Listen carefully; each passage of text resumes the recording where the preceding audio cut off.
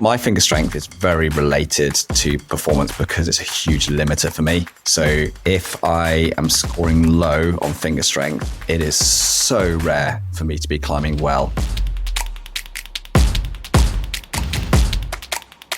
Hey y'all, welcome back to the Struggle Climbing Show. I'm Ryan Devlin. I am your host, and I am psyched out of my brain today because we've got our good friend Tom Randall back in the podcast/utility closet to answer your questions. Listener questions all over the place. Oh my gosh, you guys sent in some great questions. We talk about everything from how to assess our weaknesses to what tests we should actually be doing, like finger strength or pull-ups or flexibility, how often to be doing them, and honestly, what do we even do with that information when we get it, how to train for crack climbing, both at home and at the gym, building endurance by building strength, and so much more. We cover a variety of topics here that I think will apply to you, whether you climb indoors or out. So thank you for those thoughtful questions, and I learned a lot from this. You all know that I'm not an expert, right? I'm an explorer. That's why I started this podcast. I'm just like a regular guy. I'm a dad. I have a job, and I really love to climb. I want to get better at climbing, and so I'm doing all that I can to reach out to the best coaches and climbers in the game so that we can all learn to level up and enjoy ourselves more on rock or at the gym. And this episode here with repeat guest, our good buddy, Coach Tom Randall, really delivers. By the way, Tom and I hung out last year. We talk about that at the top of the episode here, but we hung out in Moab and shot an episode of Struggling With, where he and I spent a day climbing together, struggling, laughing, and then ice plunging. I think it was the coldest ice plunge in Struggle Climbing Show history. So if you haven't seen that, swing over to the Struggle YouTube channel and look up that episode with Tom. God, was it a fun day. And this was the first time I think that we've connected since then. So we had a lot to catch up on, including what became a bonus episode for Patreon supporters about free soloing buildings and Alex Honnold's big free solo that he's got coming up, doing the 11th tallest building in the world. That was super fun. I'll tell you about that at the back end of this. And I guess we should just jump right in. I will say this real quick, because I think a lot of you have been following along with my fall journey. I sent a mini proj yesterday that I was really proud of, only my second 12C. And it went down in pretty short order. So I'm feeling really good and snappy and strong from my indoor training on my kilter board. And it's all translating out to rock right now. I won't go into a deep dive on my climbing right now because I really want to get to this conversation with Tom. But if you're interested in learning more about my personal training and performance and goals and all that stuff, I will do a plog update, a training and climbing update at the end of the month. Also over on Patreon. There's a free tier over there, so you can get access to that and a bunch of other things. But for now, let's chalk up for a fantastic Q&A episode with our good buddy from Sheffield, Coach Tom Randall.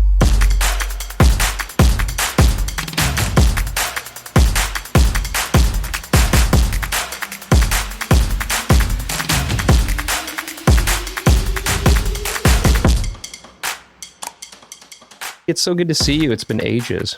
How long was it since we did the last podcast? A year ago? 6 months? I don't know. Was the last time we hung out when we were in bathtubs of ice water in Moab? Or did we talk after that? Yeah. I think we maybe didn't. So yeah, it's been quite a while. I mean, that's almost a year. It was December of last year when you were in Moab. You were working on Stranger Than Fiction. Yeah. Well, you look great. We look better than ever. It's probably all that cold plunging. Well, I'll let you know. I've not done a single cold plunge since then. No, I've actually done 2. Hey, I'm proud of you. 2 cold plunges. You didn't get ruined, because that is to this point, that is the coldest cold plunge we've done on the Struggle. So you at least have that feather in your cap. We got a lot of questions that were sent in, so I'm glad we're reconnecting here for a little coach chat. But first, we got to take a few minutes and just catch up a little bit. When I saw you last year out in Utah, you were making incredible progress and looking very close on this project that you've fallen in love with, Stranger Than Fiction. And it doesn't have very many ascents to it, and it looks like just an absolutely stunning line. What's the training been like for you now as you're about to come back out? You said you've been training really hard. I've seen some videos. It looked like there's like a pretty rad cellar in Berlin that you've been spending some time at. Are you getting very route specific at this point in time? Yeah, so this year, the way that I've tweaked my training was I realized that last season, I didn't really have what I would say is enough work capacity from a power endurance perspective. So when I was going on routes and doing that kind of longer end anaerobic work, but then doing multiple sets of long anaerobic efforts or power endurance efforts, I was just burning out too early in the day. So what I've tweaked in terms of my training is doing quite a bit longer anaerobic reps or sets, but then grouping more of them together within a session in a total. So there's just a higher volume of hard climbing in the session. That's the first thing that I've moved up to doing now.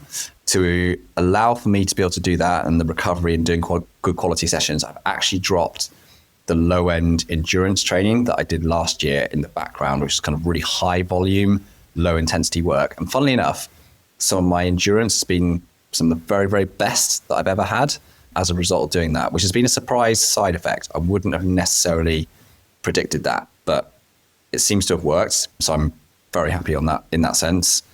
And then this year, I've also done quite a bit more back laddering and been really consistent with that, which I wasn't super consistent with last year. And I didn't get to put in loads and loads of time, but I knew it was a really useful tool. And I find it very, very useful for hard finger crack climbing. Are you talking about the backer ladder, like the original training tool, the backer ladder? Yeah. Yeah. It's amazing. That's still something that's used? Well, I definitely use it, and I recommend it a lot to clients that I train for crack climbing. Like people that I've written training plans for Cobra Crack, then I'm really into the backer ladder. I think it's amazing for it. Yeah, so cool, man.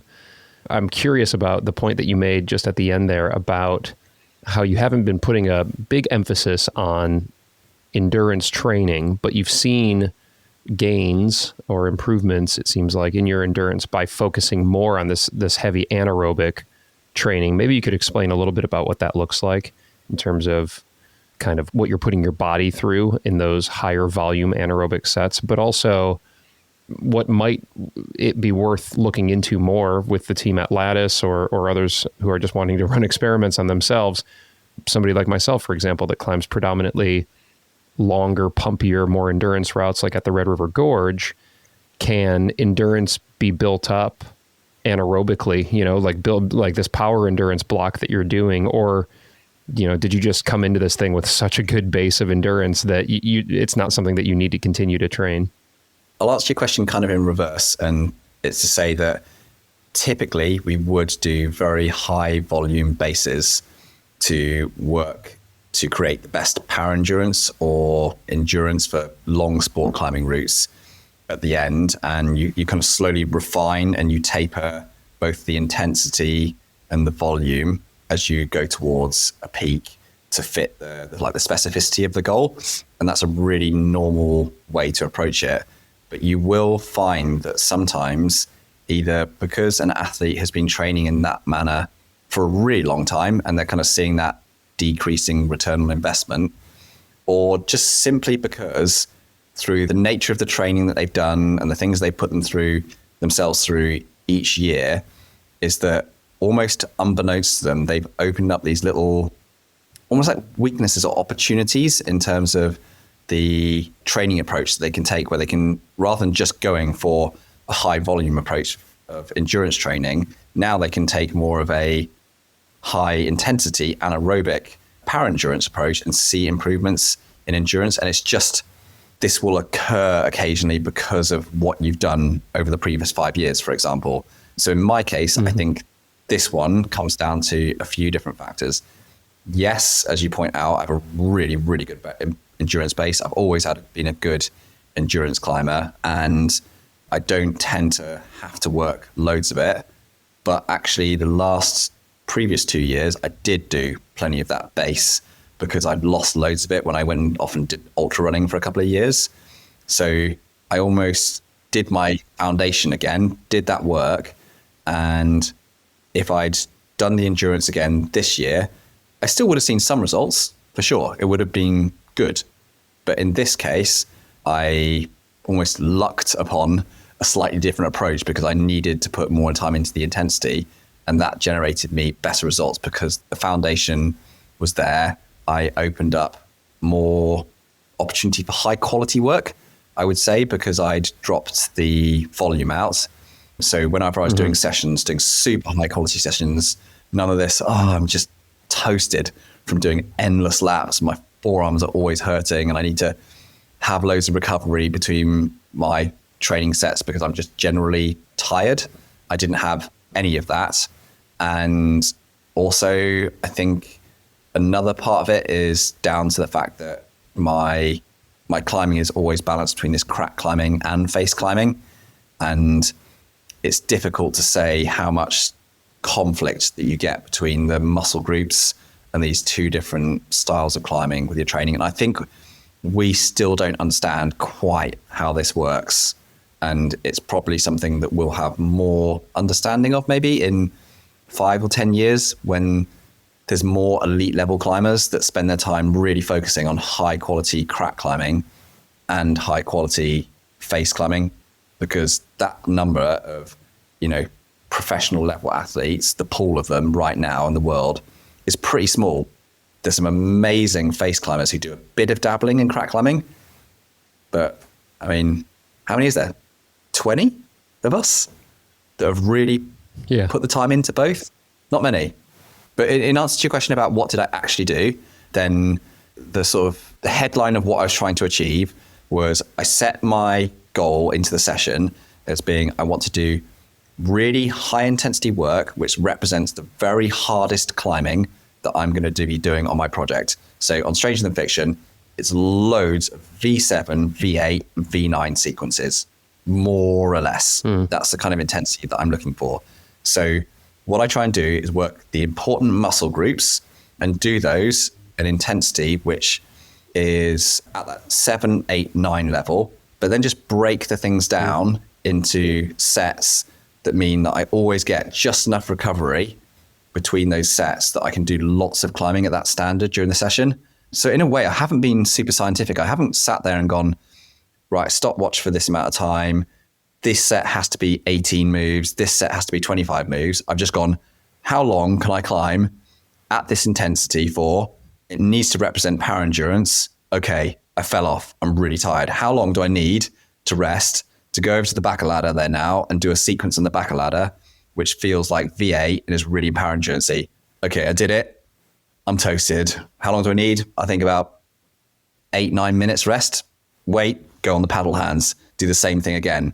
And it's just spending loads of time in that zone in all of my sessions. And that's been my focus and my approach. And I think lots of people could do the same thing without having to maybe overthink the sets and reps, even though it is a little scattergun and you have to kind of intuitively do it each session according to how you feel. It will still work. Thanks for the insight there. This is going to be really interesting to see how all of that translates to the Rock when you get out to Utah here shortly. But I've seen that in my much more amateur case translate to the Red as I'll maybe do like a big endurance block, but then I'll end it with power endurance where I'll just do like all out sprints on a tread wall for 30 seconds on, 30 seconds off until I like just can't handle it. And then I'll take like a 10-minute break or 15 minutes sometimes. Then I'll do that again. And so going very anaerobic with some aerobic recovery in between seems to like just, kind of hit a different part of that overall system that for me has translated well on Rock. But man, good luck back on the prod. You seemed like so close to it last year. I'm really excited for how this year is going to go for you. Yeah. I'm really looking forward to it. I put a lot of time into it and I'm really pleased with how motivated I've felt for it. I've had some little setbacks with some injuries that have been really annoying. I've had some bits of illness, which have been definitely got in the way over the last couple of months. And I've slightly questioned whether my path was it going the right speed that I wanted to head towards the goal. But overall, I think I'm more or less there. And the main thing is I've enjoyed it. I've really, really enjoyed it. I'm really excited to go out there and climb and be on the route. That's the reason why I like climbing. It's going and having a go and having a good adventure and hanging out with good people. So I definitely can't complain. Oh, I love it. Yeah, that stoke, that enjoyment, that gratitude, I think translates to a lightness on route as well. And some of that will kind of be reflected into these questions that are coming up here. And I think let's just go ahead and jump right in. And these are in no particular order to the listeners. I grabbed a bunch.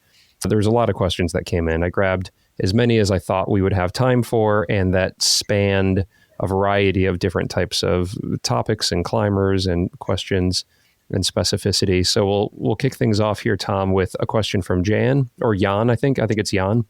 And they ask, how to self-assess weaknesses?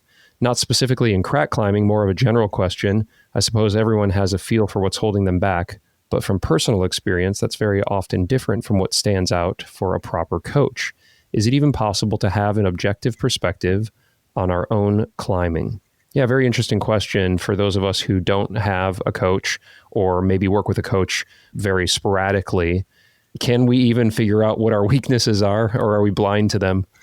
I think it's really hard to do as an individual person, and you take no other resources. You can't use friends around you or any form of perhaps data that exists out there. Like we do a lot of stuff where you can just compare yourself to big data pools for lattice, and you can do those things like finger strength and pull strength, power endurance, etc.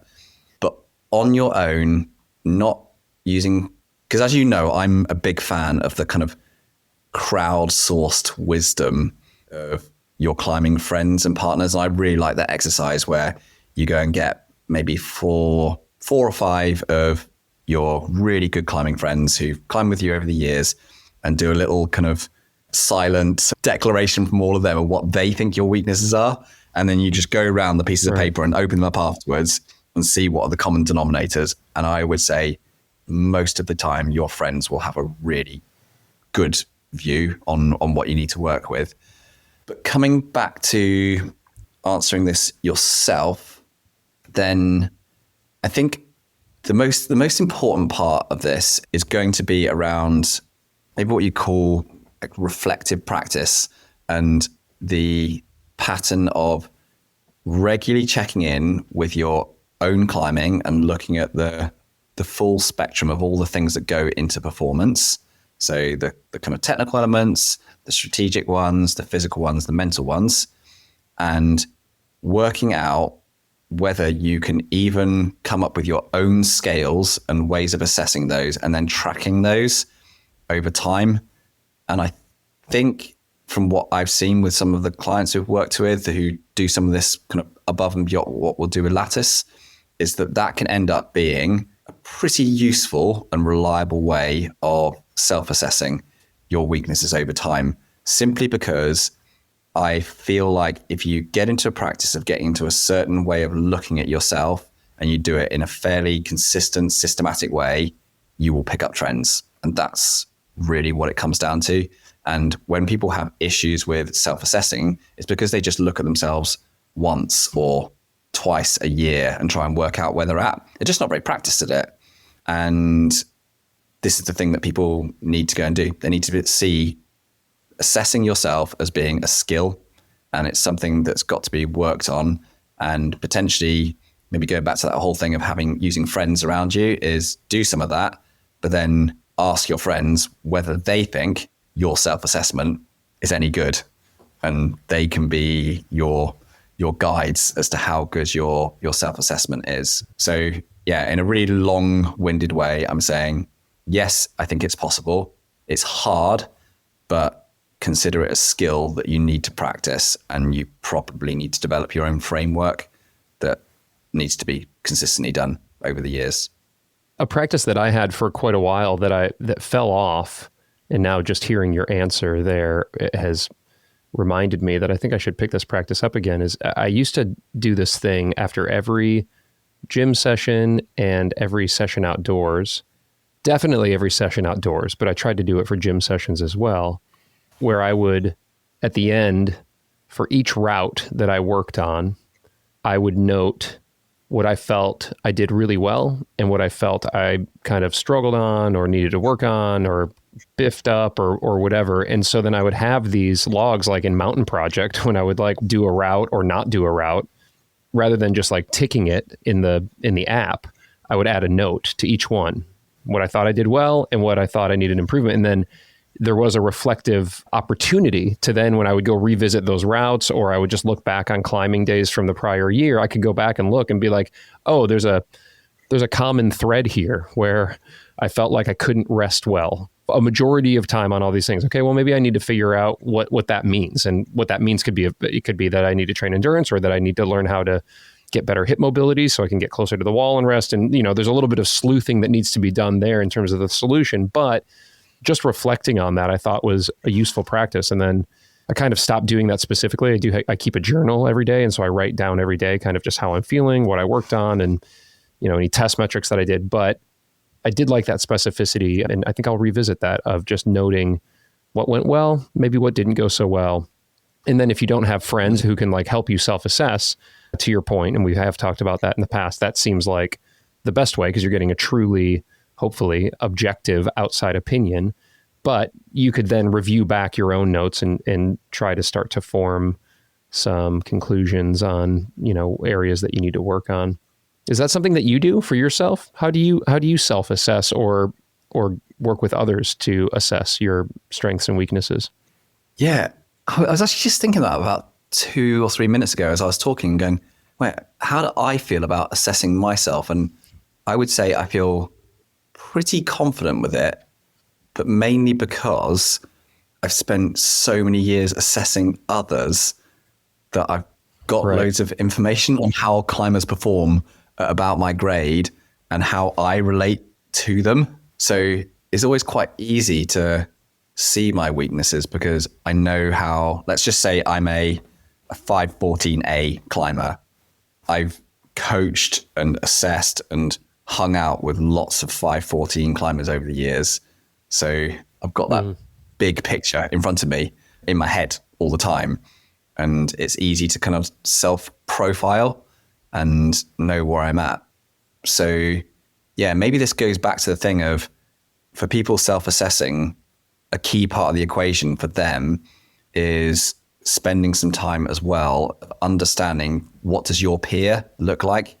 Let's say you're trying to climb your first V8 boulder problem, is go and watch a load of other V8 climbers training in the gym, doing some stretching.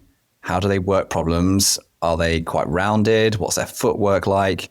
What's their projecting process? And just see, do you match up with those people? Or there are some areas that just, the human brain's quite clever. You just watch people, you'll spot the differences. You don't need a tape measure or a stopwatch to work out the differences. And there you probably have some of your weaknesses as such, or your opportunities, depends how you term it, of what to work on. So that's a good point. Yeah, I like that. This episode is supported by Rungni. Y'all know Rungni. It's Magnus Mitbo's company. Oh my gosh, they make incredible stuff, you guys, okay? Chalk, apparel, accessories, chalk bags, chalk buckets. It's all there over on their website. What are my favorites? Okay, well, right now, I'm using their liquid chalk every time I go out and have a session. It's called Mag Juice, first of all. So boom, you've already got my money. But then, it works really, really well. I rub it on my palms, my fingers, and it's like my base layer. I don't then have to chalk up as much when I'm climbing, whether it's a gym session or out at the crag. Less time chalking up means more time actually climbing and hopefully landing moves and not punting off my project. And then the apparel's fantastic. My absolute favorite, I think you guys know this, are their harness pants. They are stretchy, they are durable, they are attractive. I love the cut, I love the feel. They are the best dang pants in the game. And right now, you can get 10% off pretty much everything over at Rungni by using code STRUGGLE. All right, y'all, I just want to take a quick second here to share a little bit about how I've been training my fingers lately. Hot topic, finger training, and I'm really excited about this. This episode here is supported by my friends over at Nature Climbing. They make beautiful portable lifting edges, hangboards, and holds using a combination of wood and real granite or real sandstone, and it's those rock edges that really set nature climbing apart. So I've been using their stone hanger, which is like a portable lifting block, and the 20 millimeter granite edge on that thing is unlike any portable hanger that I have ever used. The texture is amazing, first off, so I'm able to pull harder than I would on like a normal wood edge. And then here's the bonus. These things are specifically crafted to toughen your skin for real rock climbing. Emil Abrahamson introduced me to nature's stuff, and man, am I glad he did. I love it so much. I now mix in my wooden edge training with this granite edge from Nature Climbing, and my skin feels tough, and my pain tolerance is better now, so that when I get out on real rock and I'm pulling hard, I'm better prepared for it now than I've ever been because of this training that I'm doing on the granite edge inside, just like in my house. And the last thing that I'll say about these boards and blocks that Nature Climbing makes is that they are works of art. They're crafted from beautiful, sustainable natural materials, and they are made to last for your entire climbing life. You can get 20% off. That's right, 20% off using code STRUGGLE right there in your show notes. That's code STRUGGLE at natureclimbing.com. Okay, we'll move on here to a question from Kenzie. And Kenzie asks, any good tips on active rest/recovery activities for an amateur climber? I climb about 2 to 3 times per week with some light lifting. I'm around the 7C or V9 level and have been climbing for 4 years. Talk about a little low-key flex there, Kenzie, climbing V9 after 4 years and only doing it a couple times a week. Whatever you're doing, I'd like to know, Kenzie, but I guess Kenzie specifically is asking you, Coach Tom, about active rest/recovery activities if they're climbing 2 to 3 times per week. Well, recovery occurs when you're resting and you're eating and you're sleeping. So I'm going to say... Is active rest just like a misnomer kind of on its face? What is active rest? Yeah. Oh, I kind of love the word, but I hate it at the same time. It does lead to some habits where, especially with climbers, because we love climbing all the time and doing something all the time, we get into these patterns where we never stop. And we're always doing something that we think is somehow productive for our performance and getting stronger, fitter, whatever it might be. And there's a certain part of the population that just literally needs to do a bit less and maybe even be a little bit less uptight about their climbing and totally obsessed and one-directional about their life. It is good to go and do some other sports or some other hobbies so that when things aren't quite going right, you aren't 100% invested in the thing. So I'm a big fan of active rest, including other activities, just probably not exhaustive ones, which are too tiring. Don't go for 20-mile runs every other day as your active rest. I don't think that's very, restful, let's say.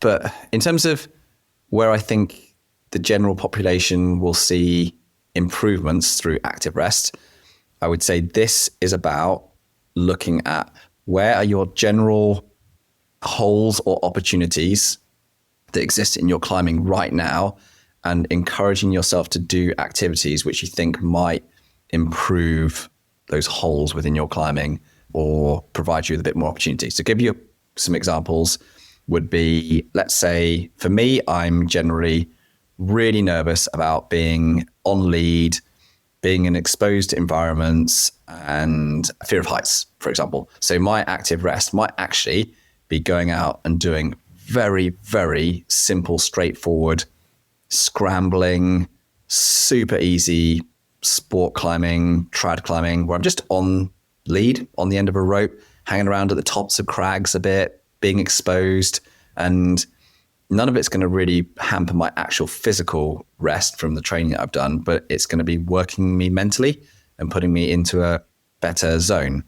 Another form of active rest could be those who lack strategy, for example, and don't really know how to kind of put the route together, the sequences, visualization, how other people do the routes. Is you could go out to the crag, come in from the top, set up a fixed line and come down your route and just spend 1 to 2 hours abbing your route and looking at all of the holds and trying to see whether there's differences in how you'd actually grab the crimps. Even in your trainers, you can hang around and work out different clipping positions. You can try extending draws. You can go to the crag and watch other people even trying the route on your rest days if you're really, that into your climbing. It's pretty interesting watching someone who's either a worse climber or a better climber than you also ticking your route, because worse climbers or less strong climbers or less fit climbers find more efficient ways of doing things. And you go, oh no, I didn't realize that was a great sequence. I'll use that. Or a strong climber might actually be way more powerful, have more momentum, climb faster than you, have different approaches. So those are a couple of examples of what you can actually do if you really want to get properly into your climbing and give yourself an extra edge, and it's still active rest. Because I don't think going and getting on a bike and going out for a light two-hour cycle ride is going to improve your climbing or improve your recovery. I don't think so, really. It might feel nice. Right. I love the idea of just like wrapping down on the project and spending time out there. What a fun way to spend a day out in nature, or support friends, belay, that kind of thing. If you're close to outdoor climbing, or just hang out at the gym. Try not to get over stoker and sucked into the project. Good perspective, Tom. Appreciate it. Let's move on. So Britt asks, how should I start learning crack climbing?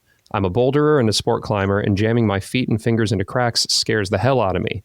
Am I just going to break my ankle if I fall? How do I practice, train this, both the skills and the fear? And I love off-width, by the way.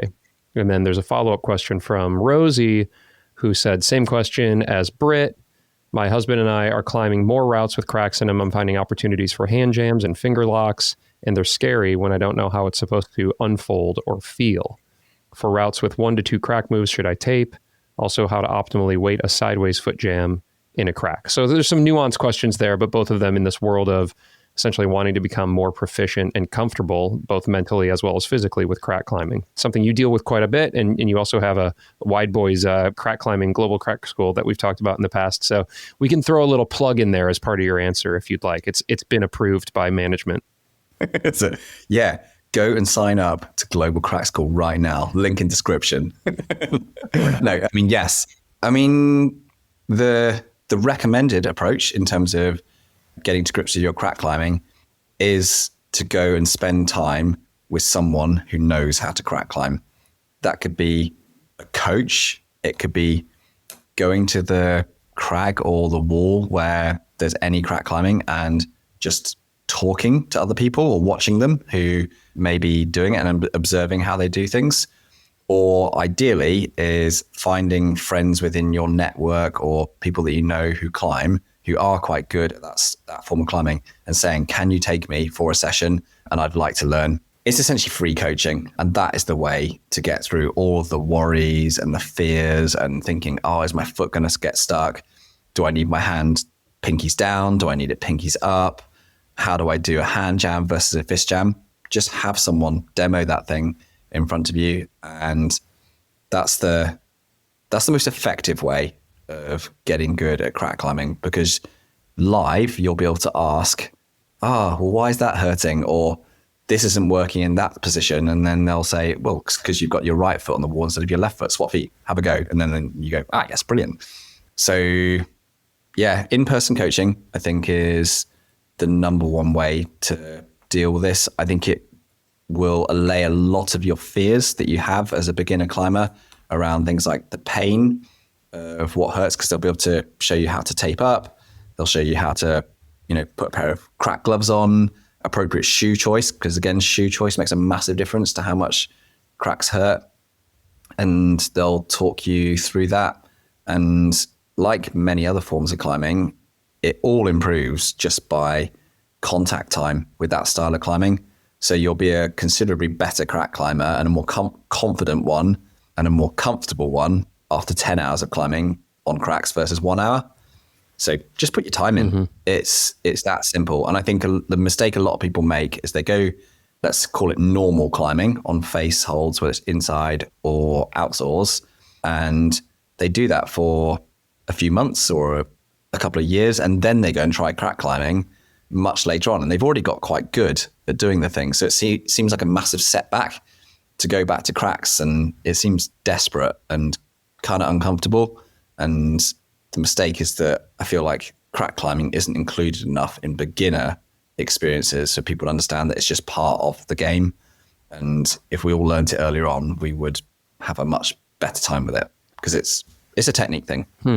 Yeah, great point about trying to just work it in as early as you can for those who are listening. And even if you're not psyched on crack climbing, but you just like to climb, yeah, find those problems at the gym or outside and try to get comfortable in those positions. I can't tell you how many times at the Red River Gorge I've come across a sneaky little hand jam or a finger lock in a crux or whatever that maybe I hadn't dusted off that technique in years, back to my more trad days earlier in my climbing when I lived out west. But it comes in handy all the time when I'm climbing on stuff out here. So yeah, that's a great point that you made there. The one bit of caution that I will offer up to Britt and Rosie is that if this friend that you're out crack climbing with offers to belay you off of a metal piece of junk or invites you to do a V1, quote unquote, invert off width problem, just run. That's not the right dynamic. That's not the right friend. Just head to the nearest cold plunge and get away as soon as possible.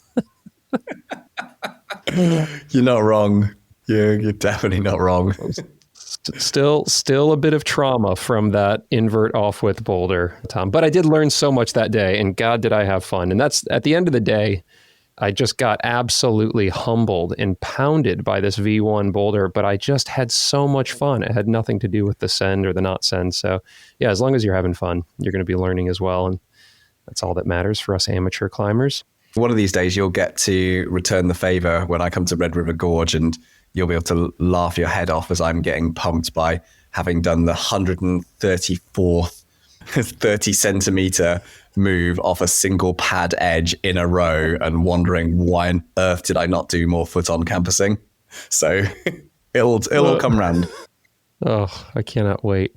That is a delicious thought for me. We'll get you out here soon. I'm very excited about that. You're gonna have a great time. There's some great crack climbs out here as well. So yeah, we're gonna have fun out here with you. We had a great crew out here for Rocktoberfest this year. Emily Harrington was out here, Kai Leitner, Seb Bowen came in, Ethan Pringle. So yeah, we'll bring Tom out here soon, you all. We'll get him on some never-ending jugs.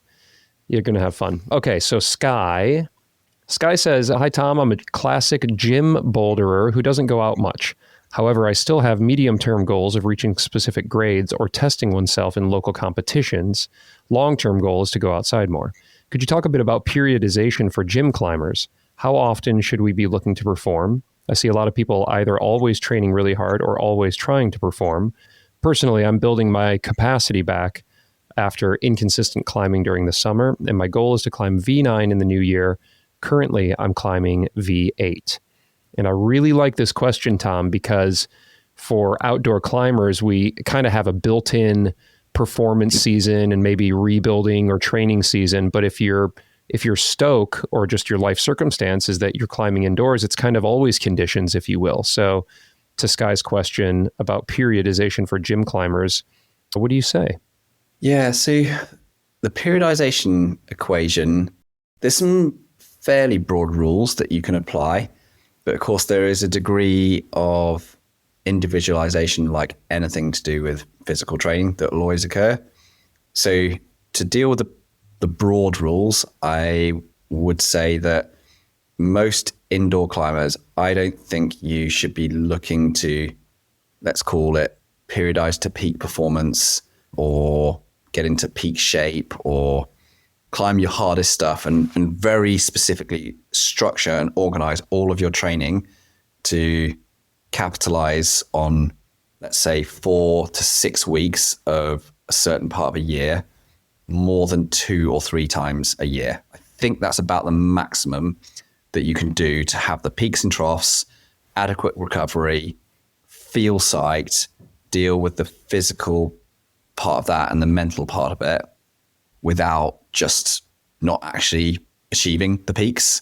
And the individualization part of it, I think, or how it plays into this kind of equation is it all depends on how responsive is your body to peaks and troughs of training focus. Like, how well do you respond to endurance training? How quickly do you adapt to it? Same again for strength, same again for power endurance. And I have found in my experience, it's very dictated by lifestyle, genetics, and nutrition. It's hard to give the perfect formula, of course, of how you perfect this, because I don't think there is a perfect formula. You get better and better at it by practicing it over the years, but this will really affect how much you can adapt and evolve as a climber. So if you are someone who's looking at your periodization in your training and your indoor climbing, if you're new to it, and this is the first time that you've done it, I would say on the 1 to 2 peaks through the year to aim for. If you're a little more experienced and you know how your body adapts to training and focus, then you could maybe aim for 2 to 3. But I wouldn't go more than that. I think you end up defocused and you just try and ram too much in. And you'll find that if you do that for a couple of years, you'll go, I'm not as psyched for this constant hammering of training, of off season, on season, off season, on season, year after year, cycle after cycle. You'll just notice you can't hack it, and it's because you're pushing it too hard, I'd say. So yeah, that's a rough rule of thumb I'd apply. 2 to 3 times a year if you're experienced, 1 to 2 if you're less experienced. One additional thing I think is important to recognize is that people associate periodization too much with this peaks and troughs thing and base training into competition training or performance training, tapers, etc. But really, periodization just represents the organization of your training. So you can actually, let's say, periodize to be in really good shape for a vast majority of the year if you organize your training to always be a little under your kind of limit. So you've always got something spare in terms of recovery and how you're adapting to your sessions. It's just you may not achieve quite as much as someone who does it in these big organized blocks. But don't forget that periodization, is simply organization of your training week by week. Very good. And it does take quite a bit of discipline for those who are where essentially there's always conditions at the gym. So really picking those times. This person mentioned local comps, so you could build maybe a peak around that if you know in advance where it's at. They said they wanted to try to jump from V8 to V9 in the new year. And so, maybe you just pick 8 weeks out or 10 weeks out or whatever your kind of schedule, your training schedule tends to look like. Any other thoughts or research done from the Lattice team when it comes to gym, those who are predominantly climbing indoors? I'm not talking about like professional comp climbers, but just those who want to ascend through the grades and get better and stronger as climbers without having defined seasons. Is there anything that's unique about being a gym climber compared to an outdoor climber? Yeah, I think the main thing people should be aware of is that the stimulus that we receive indoors is often really quite high on a physical sense, because the things that we train with in the gym, the fingerboards, etc., and the holes on the wall are all super ergonomic. So we can generally generate a lot of force. So I think we actually push the soft tissues really hard because of this ergonomic factor. So what you will find is that the breaking point as a indoor climber will often come more easily because you're pushing your body much harder than an outdoor climber who has a little more spread around the technical element, the mental element, and the physical element that goes in. So your indoor climbers, I think, need to be a little more, I don't know, for want of a better word, respectful of their bodies and give themselves a bit more time to recover. And remember that because they're working so hard and they are generating results physically, don't forget the mental and the technical element, because they're going to have gaps there for sure, because indoors doesn't work it in the same way. All right, y'all. Just want to take a quick second here to tell you how I'm staying healthy and taking care of myself as I'm now pushing my body to the hardest limits I've ever pushed it as a rock climber. And the way that I'm fueling these gains that I'm working so hard to get is with PhysiVantage Nutrition. You all know PhysiVantage. They've been a sponsor of the show since the very first episode, and I've been a paying customer of PhysiVantage since long before there was ever a podcast. And why is that, Ryan? Why am I buying PhysiVantage products? Well, it's because they work. They're designed by climbers for climbers to help us climb our best. Every single day, I'm taking their supercharged collagen before I do like a little light fingerboard workout, like the Abra hangs that I've talked about here on this show, or before I go climbing or go to the gym. And I'm also fueling up either before or after a workout with one of their protein powders. It's like my sweet treat that I have. And the most important thing, as I mentioned, is that it works. Most coaches and doctors and dietitians are going to tell you that you should probably take in about a gram of protein per body weight every single day if you're an athlete and you're trying to fuel your gains. So for me, 155 grams of protein is a lot of protein in a day. And I love a whole foods diet, but I have to supplement in order to hit that goal. And I do it by using PhysiVantage. Hit that link right there in your show notes and you'll get 15% off pretty much everything over at the PhysiVantage store, or use code STRUGGLE15 at checkout to get that discount, and let's get after it. We'll move on to Gurmbl, G-R-M-B-L, Grumble.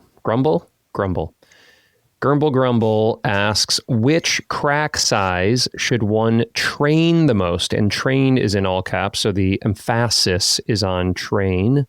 Which crack size should one train the most, Tom? Hands and paddle hands. That is by far the most useful crack size because it transfers into everything else in terms of just the way that you move. There's huge similarities with hands into fists, hands into fingers, hands into off width even, because you're doing stacks, but you're just stacking the hand now against the fist. How you place your foot in the crack, the way that you drop your heel, you rotate and you torque in the crack, you use Rand smears. And then secondly is that if you include the paddle hand in this equation, not just standard hand cracks, the paddle hand is like your half crimp of normal climbing. It's a really active grip. It's very strength oriented. You can't just hang on the skin. So like you get a 3-finger drag on a hold. Often you can just hang loads on the skin, especially sharp stuff outside. And the same for a hand jam. You can get a lot of friction out of that bit. You can twist your hand into the crack and rotate across kind of the bones. But a paddle hand, you have to squeeze flipping hard. And that makes you strong and means that you develop that strength for a whole range of things that work very well for crack climbing. Is the paddle hand, just so I'm understanding, so the listeners understanding, the hand jam is like you can kind of slot it in and you're using a lot of like friction. Your hand is almost passive, like a stopper. You've got your thumb in there maybe to get it wider. The paddle hand, is it more about the flexion of the fingers? So you're engaging more of the finger flexors? Yeah, so you're finger barring inside the crack and your hand won't go any deeper than halfway across the sort of flesh of your thumb on the palm. So you'll never get up to your wrist. Your whole hand will not go in the crack. It's more or less a 0.75 to 1 inch size of crack. That's your size on paddle. So greens to tight reds. Yeah, that makes sense. So for Grumble, your question has two answers. You're gonna train hands and also paddle hands, but that's going to translate across to a lot of other styles. Great answer. We could not have had a better guest to answer that question for you, Grumble. Next question's from Jesse, and Jesse asks, how often do you do standard testing? And then in parenthesis, max hang, critical force, etc. What's your recommendation for the various metrics non-pro climbers to test, and how often? And then most importantly, what do we do with that info? I guess he's asking you, how often do you do it? But you could also maybe generalize for me or for other listeners, how often to test various metrics, what do we test, and what do we do with that info? So I have two different answers to this.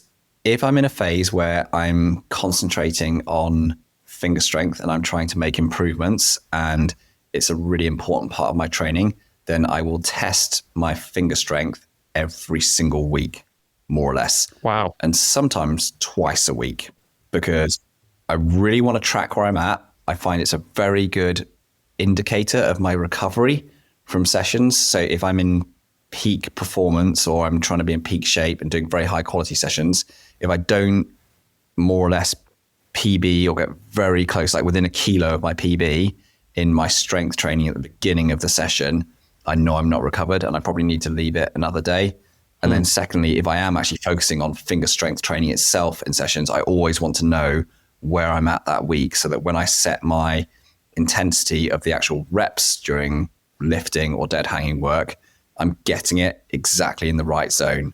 And invariably, everyone's finger strength scores will I mean, mine move around by probably 4 kilos ish in any given week with how I'm just feeling on a day, how I slept, how my skin's feeling. Sometimes just not actually as recovered as I thought I was. So that's really useful to do that. If I'm not in a phase of concentrating on finger strength or peak performance like that, I would say I test it every 2 to 3 months, roughly.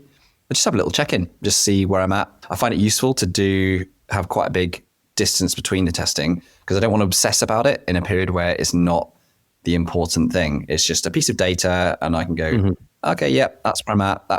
That makes sense. That score is good or it's bad or it's excessively good. And that's how it relates to my climbing right now. And I just use it as a piece of information.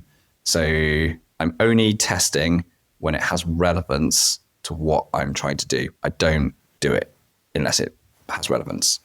Yeah, very cool. And so using those two examples, when you're testing it frequently, you're noting there's not going to be huge gains likely, from one session to the next, but you're keeping an eye on essentially recovery and maybe over a period of time, if there's a slow trajectory one way or the other, that you could learn something about your training or your recovery then. That makes sense, kind of in an acute multiple snapshots a week scenario. When it's more spread out, and that's like what I do usually is, maybe every 4 months or so is when I'll do my testing. What does that tell you then if you're seeing big jumps or big drops either way? What are you doing with that information? And are you looking at even longer trends year over year or multiple years? Yes, I mean, I've always got an eye on long-term trends because I've been testing my finger strength for years now. And I know where I should be. And my finger strength is very related to performance because it's a huge limiter for me. So if I am scoring low on finger strength, it is so rare for me to be climbing well in that part of the season, unless it's something that's nothing to do with finger strength. I don't know. Sometimes some slab climbing is so on your feet that strong fingers don't really matter. And again, some of the crack climbing stuff doesn't really matter if you have strong fingers at all. But yeah, if it's really good and I just tested, randomly in 3 months, I might actually slightly tweak my goals right there and that week and go and try something hard if I'm feeling really, really on it.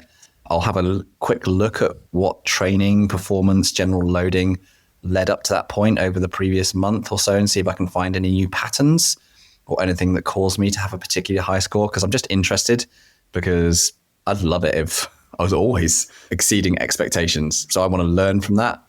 And then on the other side, if it's really low, I will normally go and start training finger strength again because it's just dipped too much and I need to be on it.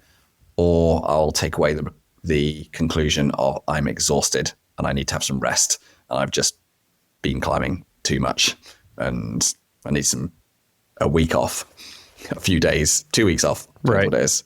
Cool. Well, I appreciate that. I mean, I'm just like such a nerd for having more information. And sometimes I don't know what to do with it, but at least I'm collecting it. And at some point in time, I'll be able to look back or show it to a coach who can look back and maybe create some sort of narrative from that. So it doesn't take long to test. And if we're going to be doing heavy block lifts or, hangs or something like that as part of a warm up before a board session day, like I tend to do once or twice a week, you can kind of just wrap like a quick test into that. The bigger test, the more uncomfortable test, critical force, or like that lactate curve test that you all do, like with some of those like more brutal endurance, power endurance type tests that I would do as part of my lattice assessments.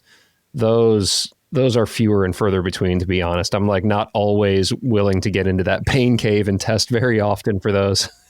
Yeah, they're pretty awful, especially the critical force stuff. I don't want to do that any more than once every 3 months. Brutal stuff. But sometimes you just got to do it, guys. You just got to do it. Figure out where you're at. Okay, cool. So let's move on to Rihanna here. Rihanna asks, are there any other urban crack meccas besides Berlin? And Berlin does seem to be pretty special based on the photos that you shared. But yeah, where else are the urban crack meccas?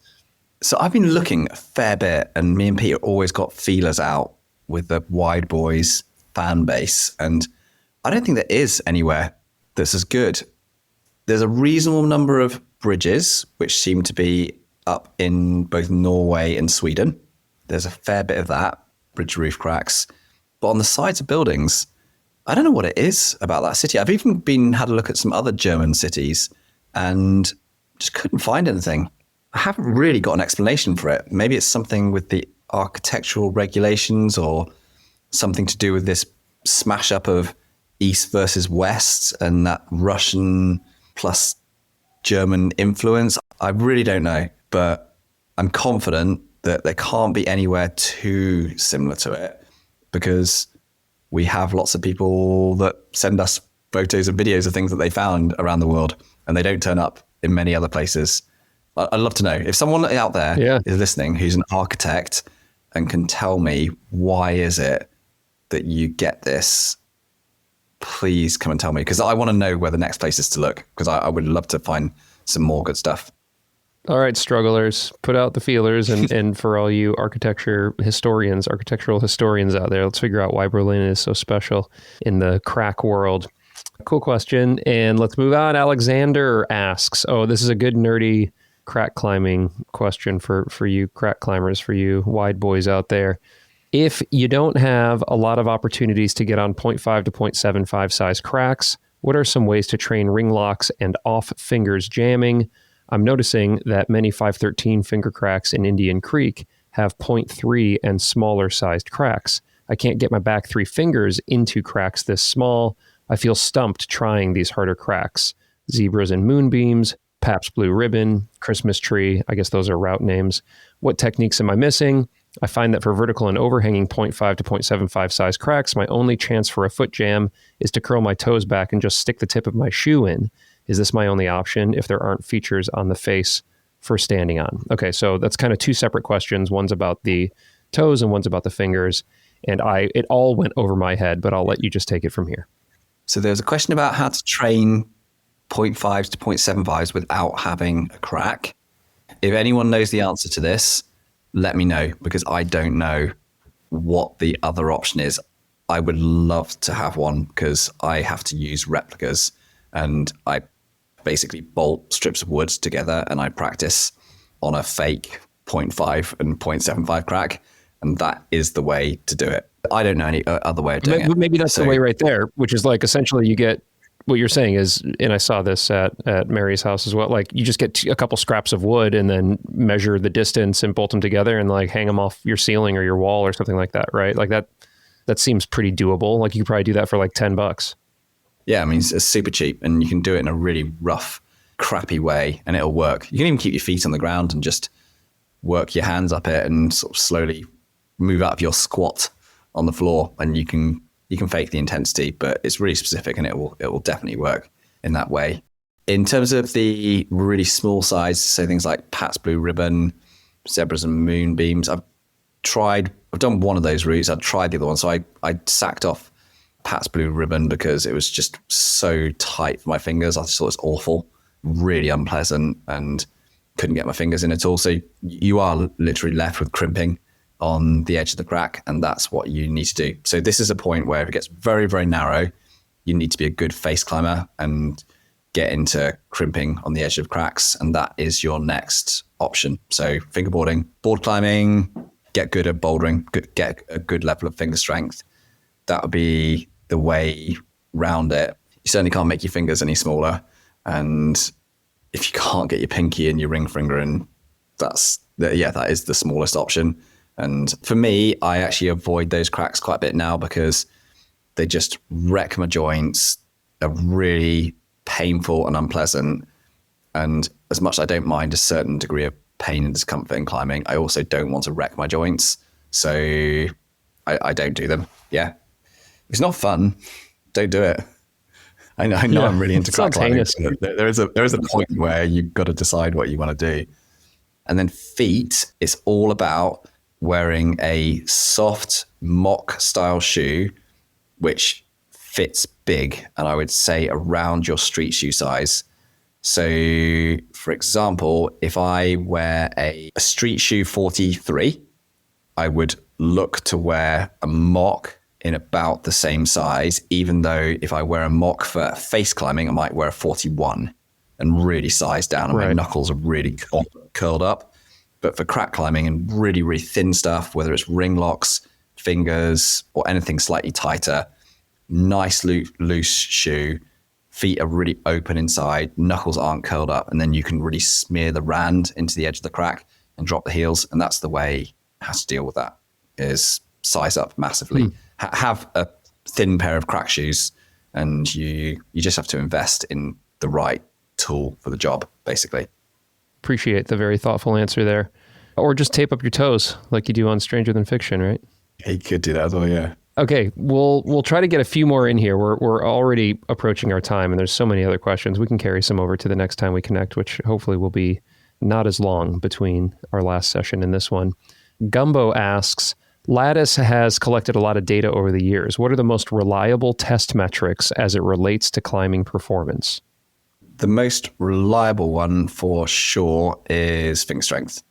That's the one that has the best correlation with climbing performance on both a route climbing and bouldering perspective. It's a better correlation for bouldering versus route climbing. And I would say that is the one that if you wanted to like hang your coat on one metric, which is the most useful to track, to assess, to pay attention to, it's going to be finger strength. There are correlations with performance in other test metrics around things like critical force, especially for route climbers. You won't see a great deal of critical force correlation with boulderers, of course, because it just doesn't match up with the demands of the sport. There's some correlation with general upper body pull strength as well.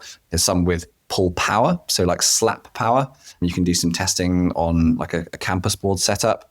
And you also see some around hip flexibility as well. But all of those have a much lower level of, this factor related to this one, how much correlation is there with it. But if you create multifactorial models and you build something a little more complicated, then you can actually bring in a few different factors and you can produce essentially a better predictive power in terms of the climbing grade that you would expect out of any particular athlete.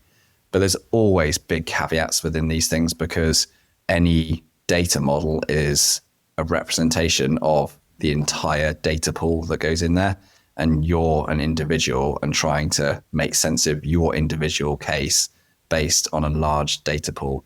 So it's only going to really inform on what does the global group of climbers who are at your standard look like. So it's not a perfect answer by any means, but it's a really, really useful tool to point you in the right direction. Yeah, that is interesting. I became kind of acutely aware of just this concept, at least when I was out in Squamish not too long ago. We were shooting a video with Jordan Cannon, and we tried two very different V6s. One is the portable boulder, which has since gone missing and is terrible. So if anybody who's listening to this knows where portable is, please bring portable home. But there's a few different problems on the portable boulder, and one is just to pick it up as a pinch. And that's considered V6, is to just like pick it up as a pinch. And then we got on this deepwater solo highball boulder called Majestic, which is absolutely stunning right over the water. And that also goes V6. And, how different could two things be with this same arbitrary, I guess not arbitrary, but like the same confirmed grade of V6? One, you just have to pick up a brick. And one, you have to have incredible skill to navigate this crimpy traverse and then a very slopey, challenging top out and big moves. And so it kind of just makes me think of some of these testing where you could test V14 finger strength if you're just like a crazy strength machine. But if you don't know how to use your feet or rest, maybe you can only climb 5'10". So I don't know. Do the tests take that into account, or is it self-selecting because most climbers who are taking these tests are actually interested on climbing and not just picking up things?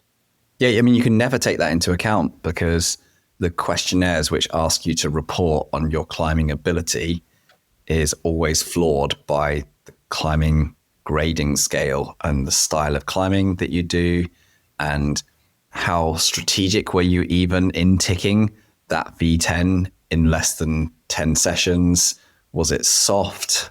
What rock type was it on? It's always inherently flawed within that. And it's simply important to recognize that when you do this exercise, there's that issue within the system. So really, if you wanted to create a very robust diagnosis of where you are from a physical sense when you do these kind of assessments, is plug in your grade on all the different rock types and all the different styles. And then you can start to build up a picture and you can go, well, that's kind of interesting. When I do it compared to V10 on sandstone, which I can do, then I'm really strong for the grade.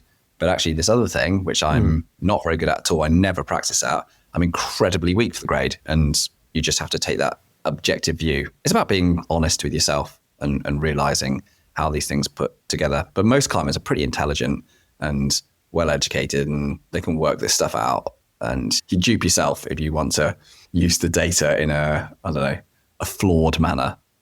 Yeah, I mean, there's always a way to skew the test into our favor if we want to, and so sometimes we do. But yeah, appreciate that. And again, with the data, it's like garbage in, garbage out. So if you want to learn and grow as a climber, don't really want to try to dupe the test, if you will. Try to get to a couple others here. Some fun, like a little rapid fire flash round here for you, Tom. Adam says, Tom, if you could grow your fist to be the size of Pete's to make off-widths easier, would you want to? Yes, definitely helpful. Big fists, small knees are great. No hesitation. But then that would hinder you in other areas, right? No, big fists are great. Oh, no matter what? Big fists are ideal regardless. There's never a bad thing to have big fists. I don't know a case of when it's bad to have bad fists. I'm sure there's something. Okay. Yeah, I saw Pete sent like a kilter board problem by sticking his fist between the holds. It was like so wild to see. Yeah. What a good dude. I love that guy. Okay, so let's move on. This is an interesting question. What's your opinion on direct brachioradialis training? I didn't know what that meant, but fortunately the person who asked the question clarified, for example, hammer curls. So is this like the top of the arm training? Yeah, so this is the muscle which, it's actually the one that you train really hard when you do back a ladder, and why I'm a really big fan of it. So this whole brachioradialis training is really useful in certain climbing movements. So when you're in a more narrow grip rather than a wide grip, the lock position in this body position is going to be much more limiting or limited by the strength of the brachioradialis. So when we do crack climbing, we climb really narrow. Both our hands are in front of us in this narrow parallel line or vertical line. So very limited by brachioradialis. If we go much wider, compression style bouldering, not really relevant at all. So it comes down to what style of climbing are you doing, or is there a particular move that you're limited by, and you'll see good results from doing it. So answer is I'm a big fan of it for sure, as long as it's relevant to the style of climbing that you're doing. Yeah, the relevance matters, because the more we do, you can't just keep stacking, right? Like ultimately you have to start taking some things away. And so like if I just got psyched on that, I would probably need to take something. For those who have limited time, limited resources, and limited recovery. So I like the clarification there about making sure that it's applicable to what you're working on. Okay, maybe the last question here, and I'm going to have to save the rest of these for the next check-in that we'll do with Tom. But this wraps things up with an indoor crack question from Andrew, who said, how can I get my gym to not set just more crack boulders, but a broader array of crack boulders? I mean, are gyms even setting that many crack boulders? This is something that the Wide Boys needs to try to influence globally? Yeah, the limiting factor is actually the route setters and how skillful and motivated are they setting crack boulders, because a lot of them will give the excuse that they don't have a load of parallel crack volumes at the gym. But this isn't, I think, an adequate excuse, because me and Pete go to walls and do workshops and we run Crackfest. And when we go to those gyms, we aren't presented with 200 parallel bits of triangular volume to line up and make cracks. You get creative, you work out how to make dual text holds kind of slot together. You have to think of them like jigsaw pieces. You put kind of like flatter plated holds on the sides of volumes. So the answer is get your route setting team upskilled, get them motivated for crack climbing setting in the first place, and point them in the direction of a whole number of example boulders that are all over Instagram nowadays. There's so many of them. I think if you even just search the hashtags, route setters could probably find at least 100 cool looking example crack boulders that they could probably just copy and set at their gym, and they don't need parallel cracks. They just need to be flexible with how they use the holds. Yeah, keen for it. I wish people would do it. It's not that hard to do. Yeah, and they're so fun. Yeah, so all your route setters out there, and just climbers, like you can go talk to your route setters. They're usually chilling out and would love to have a conversation about it and see if you can get them to set more interesting cracks for you. I'm not sure they would like to have a conversation about it, though. That's the thing. It depends. Not in my experience. Yeah. I think we should rephrase that. Yeah, rephrase that to, right, you guys out there, go and talk to your local route setting team. They will probably be really obstructive about wanting to set any routes. So give them loads of shit, hassle them nonstop. Go onto their Instagram pages, comment constantly tagging the manager of the wall, and tell them that you're going to change your membership unless they set crack boulders. I like that. Yeah. And then all complaints can be sent to tom@wideboys.com or his Instagram, whatever you can dig up. Send complaints there and not to me.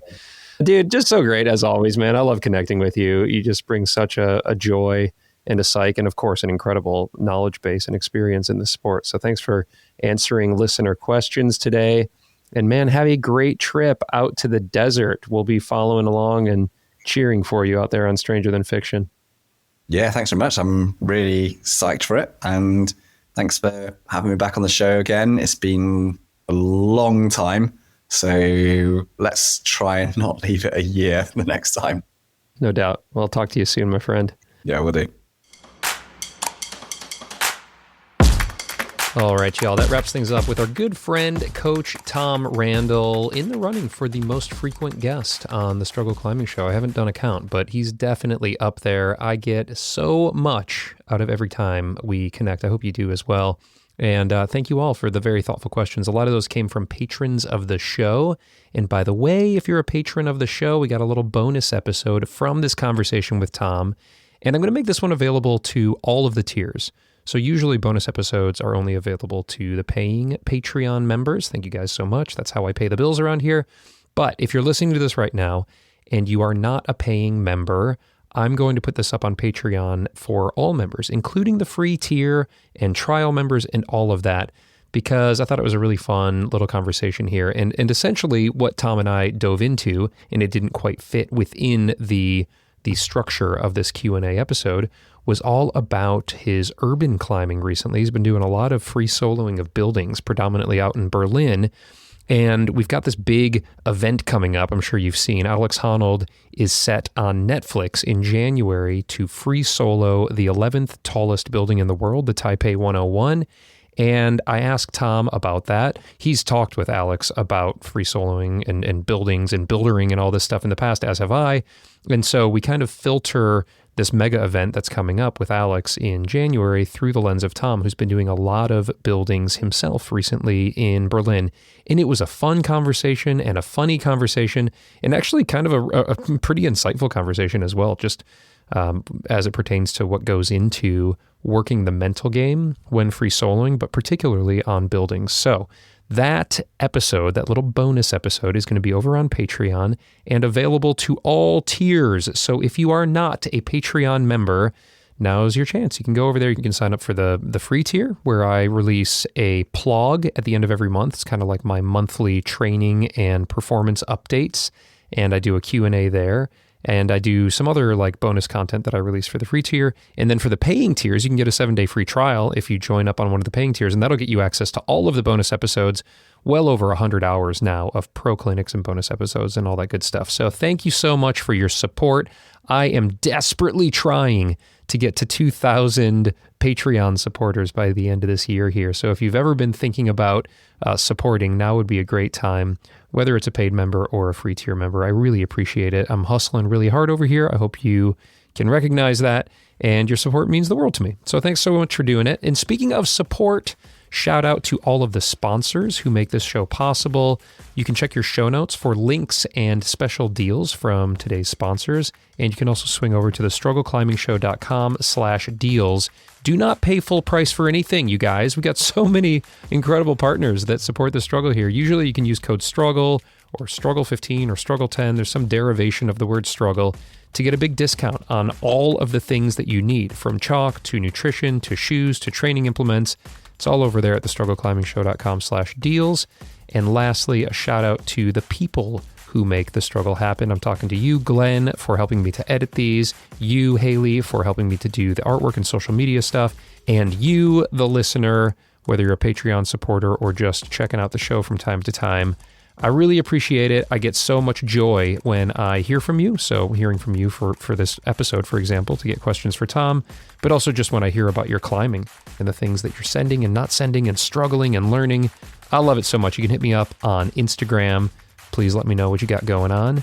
And I hope you're having an awesome, awesome day. I'll see you over on Patreon for this bonus episode or next week for the next one of these conversations. Thanks so much. Hey, did you know that The Struggle's carbon neutral in partnership with the Honnold Foundation? They are just doing amazing work to bring clean energy to communities around the world. You can get inspired by their latest grant recipients over at honnoldfoundation.org, and then just toss them some love if you can, even a few bucks a month. They're doing such cool and impactful work.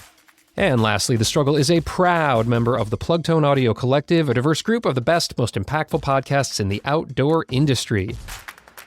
All right, that clips the anchors on this episode. Thank you so much for tuning in. If you liked it, and if you like this show just in general, would you consider sharing it with your climbing friends? The more who listen, the closer that I will get to making this my full-time gig, which would be so cool. So thank you in advance for sharing this episode and also rating and reviewing it if you got a hot second. Really appreciate you. I hope your training and your climbing are going great. And if you're struggling like me, well, at least the struggle makes us stronger. I'll see you soon.